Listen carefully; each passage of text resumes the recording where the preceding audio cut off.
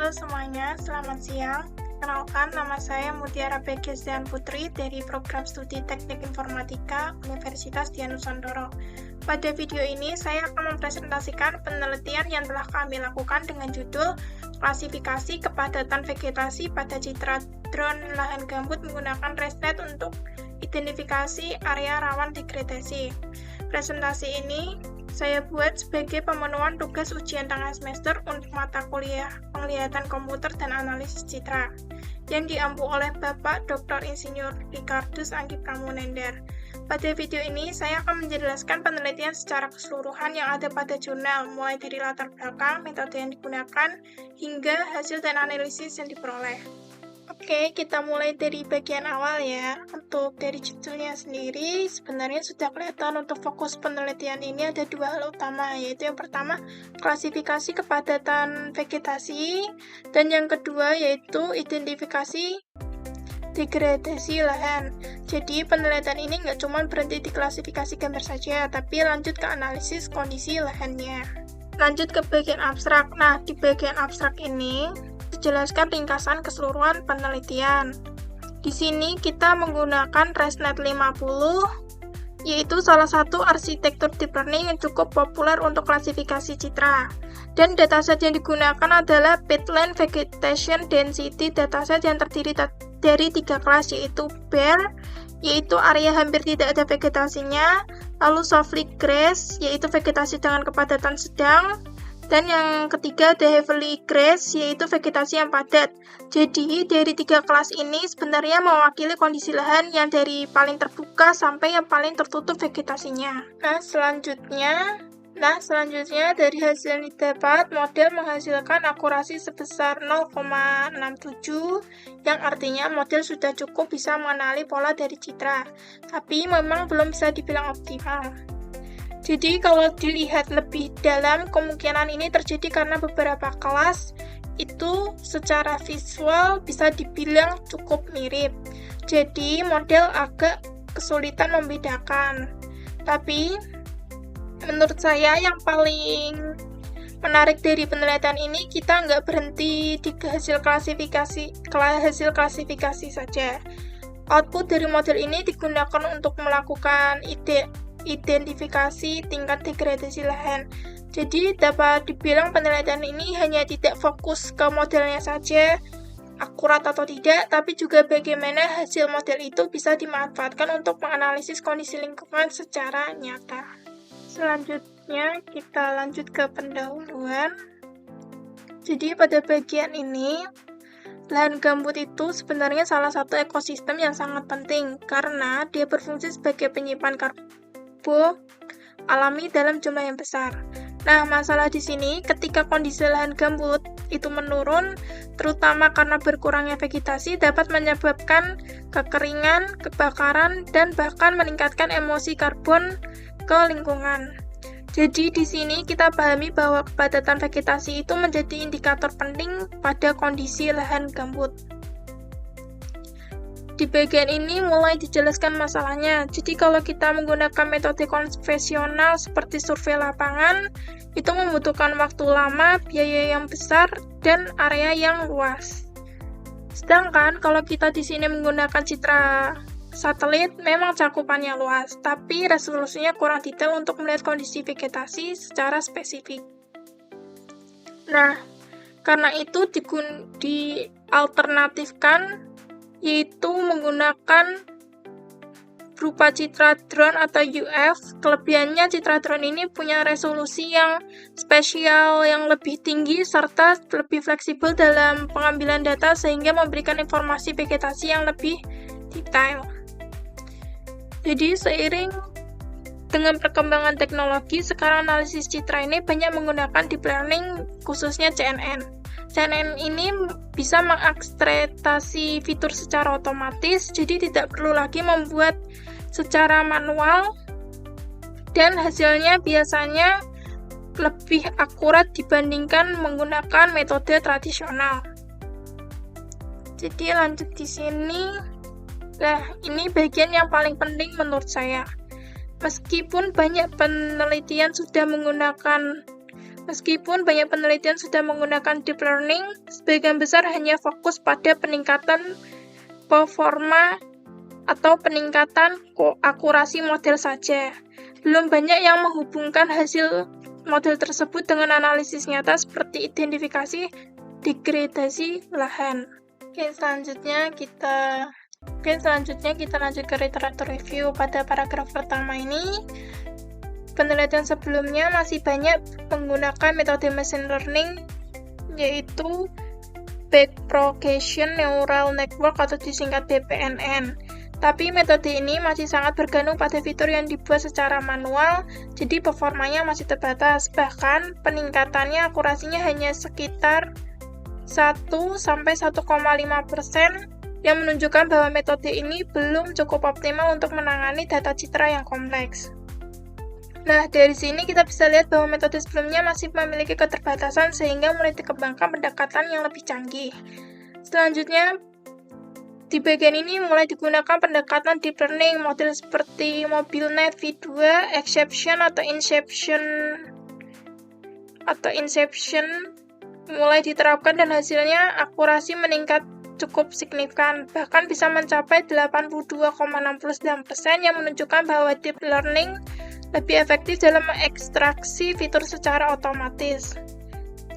Setelah melihat peningkatan dari deep learning, di bagian selanjutnya mulai dibahas variasi model yang digunakan. Di sini dijelaskan bahwa penggunaan model yang lebih ringan seperti ShuffleNet dengan akurasi sekitar 80%, tapi ketika dikombinasikan dengan metode lain GLCM, performanya justru menurun drastis di bawah 50%. Ini menunjukkan bahwa model yang terlalu sederhana belum tentu mampu menangkap fitur visual yang kompleks. Selain itu, ada yang juga menggunakan hybrid, yaitu menggabungkan CNN dan SVM. Dan hasilnya bisa meningkat hingga 85%. Jadi di sini terlihat bahwa kombinasi metode juga meningkatkan performa. Nah, dari berbagai pendekatan tersebut, terlihat bahwa pemilihan model sangat berpengaruh terhadap hasil. Di bagian ini, dilakukan perbandingan beberapa model seperti ResNet, ConvNet, dan EfficientNet. Hasil penelitian ini dapat disimpulkan ResNet tetap lebih unggul dari sisi efisiensi dan stabilitas. Jadi, ResNet ini bisa dibilang model yang cukup seimbang antara performa dan komputasi.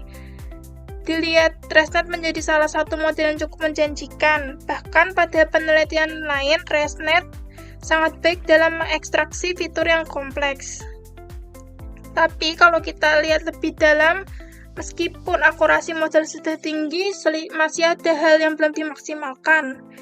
Di bagian ini dijelaskan bahwa sebagian besar penelitian masih fokus pada performa model saja. Belum banyak yang mengaitkan hasil klasifikasi tersebut dengan aplikasi nyata seperti identifikasi degradasi lahan.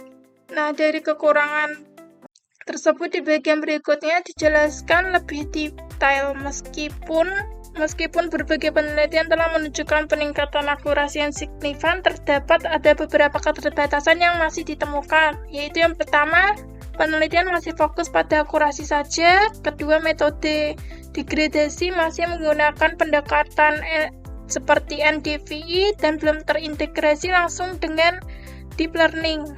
Yang ketiga, belum banyak penelitian yang secara spesifik memanfaatkan hasil klasifikasi vegetasi sebagai indikator langsung tingkat degradasi.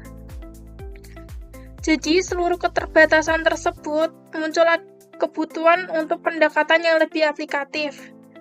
Jadi, dapat disimpulkan di sini bahwa meskipun deep learning sangat efektif dalam meningkatkan akurasi klasifikasi vegetasi, pemanfaatannya untuk identifikasi degradasi masih belum optimal.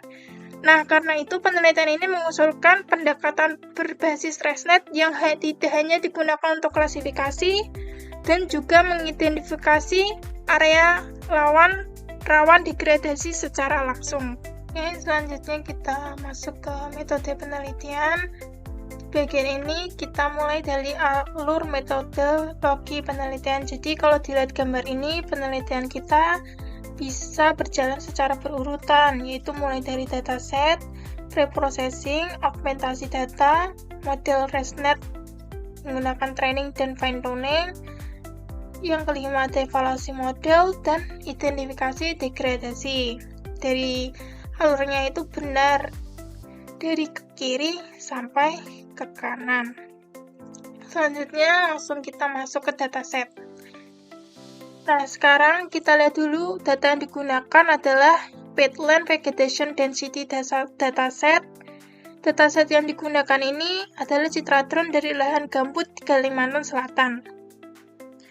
Jadi dataset ini dibagi menjadi 3 kelas, yaitu bare, hampir tidak ada vegetasi, softly grass, vegetasi sedang, dan yang ketiga ada heavily grass, yaitu vegetasi padat. Jadi ini mewakili kondisi lahan yang rusak sampai yang masih baik. Totalnya ada sekitar 3.000 data dan jumlah kelasnya setiap kelas itu seimbang. Tapi tantangannya beberapa kelas itu mirip secara visual, jadi model agak susah membedakan. Kita masuk ke pre-processing data. Jadi pada tahap ini gambar diubah menjadi 224 piksel dan dinormalisasi supaya bisa diproses oleh model. Selain itu, ini bisa dibagi menjadi training dan validation. Selanjutnya pada bagian augmentasi. Setelah dilakukan augmentasi data, di sini gambar dirubah-ubah seperti rotasi, zoom, dan brightness. Tujuannya supaya data lebih variatif dan tidak overfitting. Selanjutnya, arsitektur model ResNet 50. Di bagian ini kita pakai model ResNet 50 dengan teknik transfer learning. Jadi modelnya tidak belajar dari nol tapi memanfaatkan model yang sudah dilatih sebelumnya. Selanjutnya ada proses training dan fine tuning. Proses training ini dilakukan menjadi 2 tahap, yaitu pertama vector extraction dan fine tuning. Tujuannya supaya model bisa belajar umum baru bisa menyelesaikan ke data kita. Selanjutnya ada evaluasi model. Setelah training, model dievaluasi menggunakan akurasi, precision recall, dan conversion matrix. Ini untuk melihat performa model secara keseluruhan. Dan yang terakhir ada identifikasi degradasi berbasis model. Ini yang paling penting pada tahap ini, output dari model yang digunakan untuk menentukan tingkat degradasi lahan. Caranya dengan menggunakan confidence score yang kemudian dibagi menjadi 3, yaitu degradasi rendah, sedang, dan tinggi. Jadi model ini tidak hanya klasifikasi tapi juga bisa membantu analisis kondisi lahan. Kita ke bagian hasil.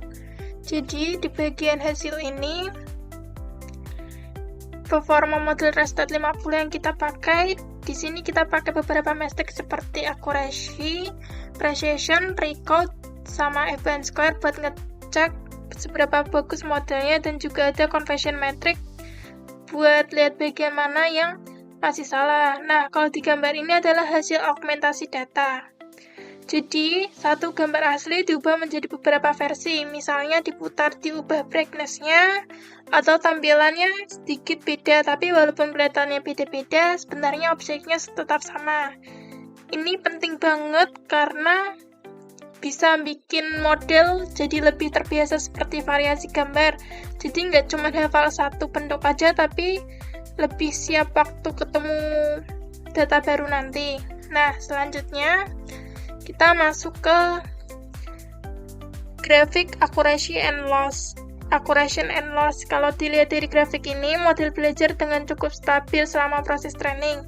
Akurasinya naik pelan-pelan dari 0,63 sampai 0,65 di terakhir.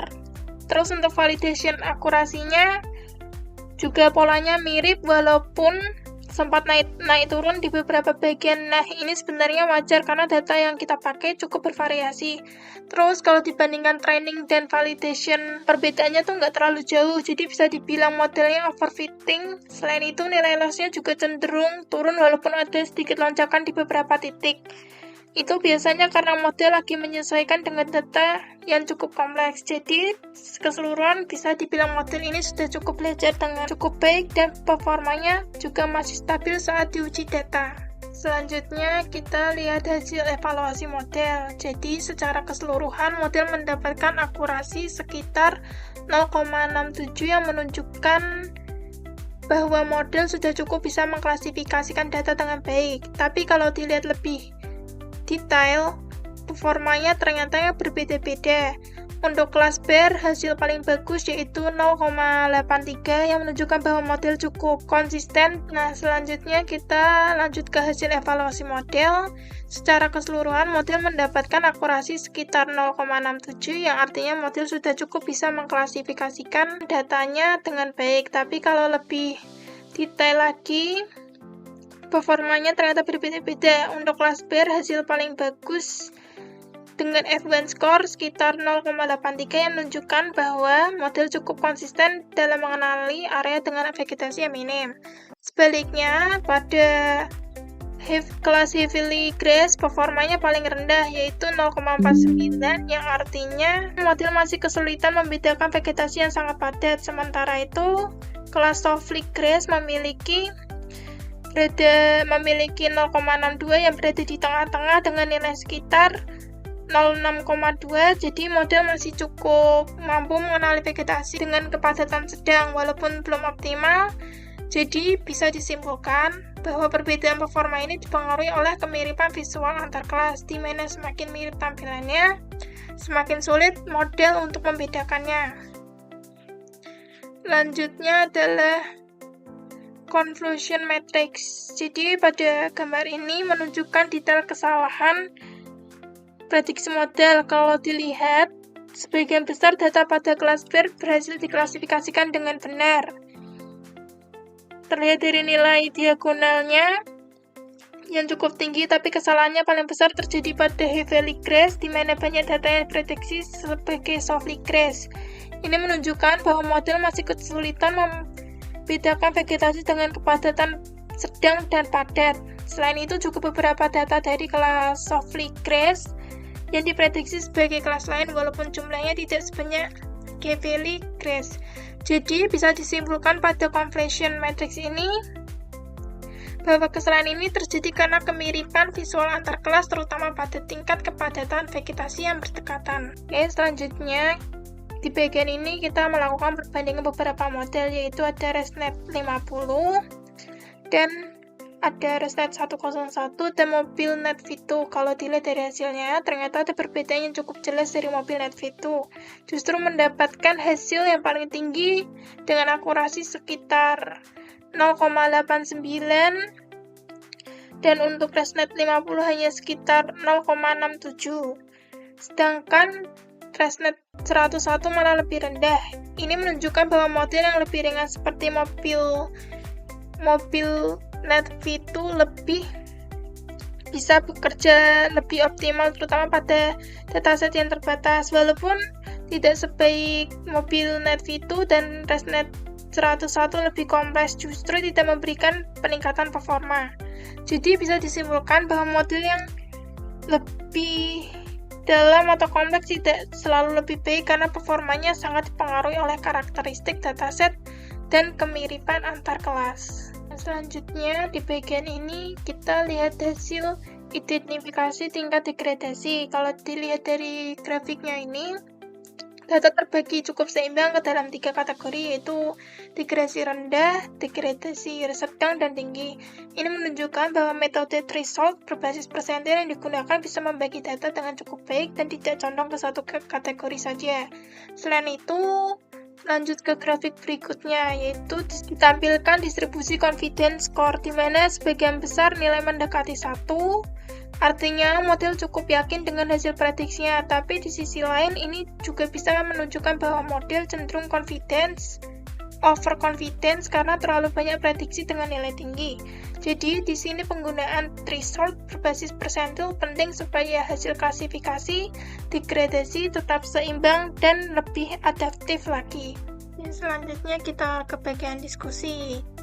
Jadi di bagian diskusi ini jelaskan mengenai hasil keseluruhan dari penelitian. Jadi, model ResNet 50 yang digunakan transfer learning melakukan klasifikasi dengan cukup baik, dengan akurasi sebesar 0,67, artinya model sudah bisa menangkap pola dari data, tapi memang masih ada kesulitan terutama saat membedakan kelas yang mirip. Pada paragraf ini juga dijelaskan penyebabnya, yaitu kemiripan antar kelas, khususnya antara softly grazed dan heavily grazed. Dua kelas ini secara visual nggak terlalu beda, jadi wajar kalau model sering salah. Selanjutnya pada paragraf ini dijelaskan bahwa argumentasi data membantu meningkatkan variasi data sehingga model lebih adaptif. Hal ini juga terlihat dari grafik sebelumnya yang tadi, di mana training model cukup stabil. Selanjutnya, di sini dibahas penggunaan transfer learning. Jadi, model memanfaatkan pengetahuan dari ImageNet, sehingga proses training lebih efisien walaupun jumlah data terbatas. Di paragraf ini juga dibahas perbandingan model di mana MobileNet V2 memberikan hasil yang terbaik. Ini menunjukkan bahwa model yang lebih ringan bisa lebih cocok untuk dataset seperti ini. Namun, demikian performa model tidak bisa disimpulkan bahwa pemilihan model itu tidak hanya soal kompleksitas, tetapi juga harus menyesuaikan dengan karakteristik data. Di bagian ini juga dijelaskan pada performa model masih bisa ditingkatkan lagi, misalnya dengan menambah data atau mencoba arsitektur lain. Secara keseluruhan, penelitian ini menunjukkan bahwa pendekatan yang digunakan sudah cukup efektif untuk klasifikasi, sekaligus identifikasi degradasi lahan gambut. Jadi selanjutnya ke tahap terakhir, yaitu kesimpulan. Jadi kesimpulan di penelitian ini bisa disimpulkan bahwa model ResNet 50 dengan pendekatan deep learning berhasil digunakan untuk klasifikasi kepadatan vegetasi pada citra drone lahan gambut sekaligus untuk mengidentifikasi area rawan degradasi. Model ini mendapatkan akurasi sekitar 0,67 yang menunjukkan bahwa model sudah cukup mampu mengenali pola dari data walaupun masih ada kesulitan pada kelas yang memiliki kemiripan visual seperti heavily grazed. Dari hasil penelitian bandingan model juga terlihat bahwa MobileNet V2 justru memberikan hasil yang lebih baik yang menunjukkan bahwa model yang lebih ringan bisa lebih optimal untuk dataset yang terbatas. Tapi selain itu, penggunaan augmentasi data dan transfer learning juga terbukti membantu meningkatkan performa dan stabilitas model. Dan yang paling penting, penelitian ini tidak hanya menghasilkan model klasifikasi, tetapi juga mengembangkan metode identifikasi degradasi berbasis confidence score, sehingga hasilnya bisa lebih adaptif dan informatif. Jadi, keseluruhan pendekatan yang digunakan sudah cukup efektif dan memiliki potensi untuk dikembangkan lebih lanjut sebagai sistem pendukung atau dalam pemantauan kondisi lahan gambut. Dan berikut adalah referensi yang kita gunakan dalam penelitian ini yang berasal dari berbagai jurnal dan penelitian terkait deep learning, citra UF, serta klasifikasi vegetasi lahan gambut. Referensi ini menjadi dasar dalam penyusunan metode dan pengembangan yang dilakukan. Baik, mungkin itu saja yang dapat saya sampaikan terkait penelitian yang telah kami lakukan. Semoga hasil penelitian dapat memberikan manfaat dan menambah wawasan, khususnya dalam bidang pengelolaan citra dan klasifikasi vegetasi. Terima kasih atas perhatian yang telah diberikan.